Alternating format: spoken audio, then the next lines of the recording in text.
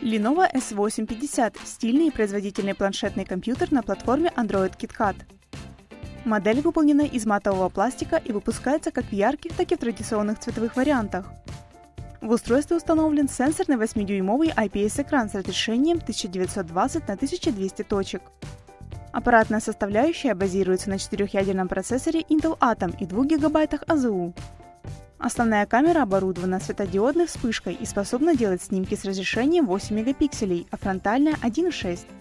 Емкость встроенного накопителя составляет 16 ГБ, из них для нужд пользователю отведено порядка 11.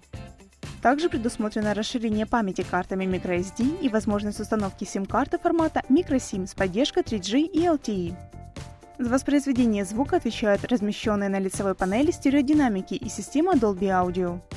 Lenovo S850 – пример планшетного ПК с приятным дизайном и хорошим техническим оснащением.